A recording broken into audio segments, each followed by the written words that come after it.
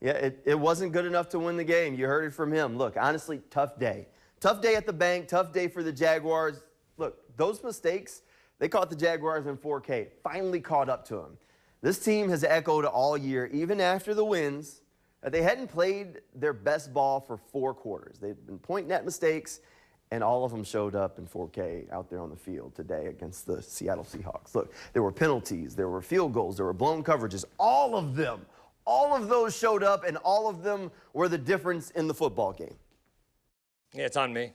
It's an undisciplined operation at the moment, and it's on me, and it's got to get fixed.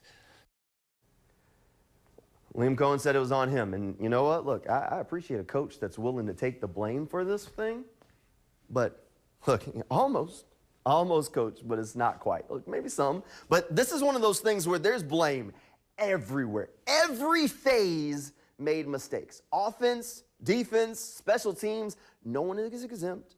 So no one should shoulder all of the blame for this loss because there's blame to go everywhere on this thing. If we're being honest, I mean, look at your quarterback. The O-line is carrying a big chunk of the weight on this one. They got worked all day long. I mean, here, look, this picture probably says it all. That doesn't look like a happy quarterback. That's because Trevor Lawrence was sacked 7 times. He was hit and pressured repeatedly. It's tough to take advantage of what was a banged-up Seattle Seahawks secondary. They were missing 3 starters without time to operate. I mean, that's what Trevor looked like. Look, up until now, the Jaguars' O-line had done some really good things. This was one rough day against a team with a really good front 7, so, all right, take it with a grain of salt. But, look, honestly, even with everything that went wrong, and there was a lot that went wrong, the Jaguars were still there. They still had a chance to win this game. For as bad as this team played,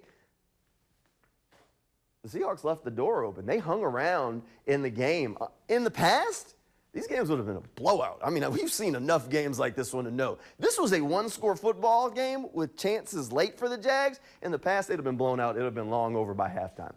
So I know a lot of people feel like the sky is falling. The sky isn't falling, even if it feels like it. I mean, you're coming off the high of the Monday night game, knocking off the Chiefs, right? And then now it's the low of this loss to the Seahawks. It's easy for people to just throw your hands up and say, well, same old same, right? But it isn't this time. I promise, like, it's going to be okay, Coach. It's going to be good.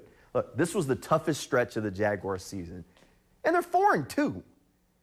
And guess what? The rest of the way, you can kind of hit the easy button because they have the 6th easiest schedule in the NFL the rest of the season. This was the tough stretch, and the Jaguars have weathered that storm. And on their worst day, a day where absolutely nothing could go right against a pretty good Seahawks team, Seahawks really couldn't close the door on them. So I just want to tell everybody, look, everything's going to be fine.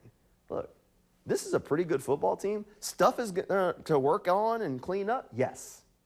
But you want to do that even in wins. They've been saying that. And everyone says it's better for a team to learn from wins. Sure, look, that's the right thing to say, and that's the easy answer. But losses, something goes wrong, all of a sudden, now you got incentive. It shakes things up for you to go out and solve those problems. So we'll see if now all of those things that we saw popping up during the wins that they said, we'd rather learn from the winning tape. Now you got a little bit of incentive to go out and clean them up and work on it before next week as they get ready to go to London.